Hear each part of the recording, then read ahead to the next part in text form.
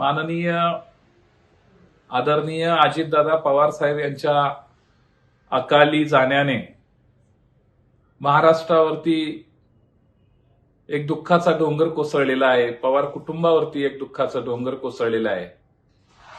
कार्यकर्त्यांचे हक्काचे दादा आज नाहीयेत. अशा वेळेस संपूर्ण महाराष्ट्रातील तरुणांमध्ये एक नैराश्याचं वातावरण निर्माण झालेलं आहे. याच परिस्थितीमध्ये काल राज्याच्या उपमुख्यमंत्री म्हणून माननीय सुनेत्राताई यांनी शपथविधी घेतलेला आहे. गेल्या 2 दिवसामध्ये विविध वाहिन्यांच्या माध्यमातून राज्यसभेवरती कोण जाणार, कुठल्या प्रकारे कुटुंबामध्ये कोणाकोणाला कसा न्याय दिला जाणार, अशा पद्धतीच्या बातम्या पेरल्या जात आहेत.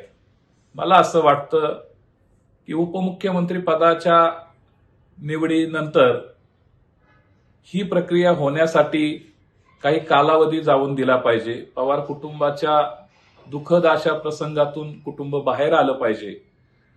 महाराष्ट्रातील अनेकांची इच्छा आहे की राज्यसभेवरती पार्थ पवार यांना पाठवावं, कारण माननीय अजितदादांच्या या सर्व कार्यकाळामध्ये त्यांनी अनेक जबाबदाऱ्यांचं पालन केलेलं आहे.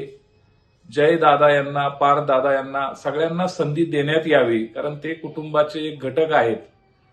परंतु पक्ष या विषयावरती एकत्र येऊन काही चर्चा करेल, त्यानंतर निर्णय घेईल.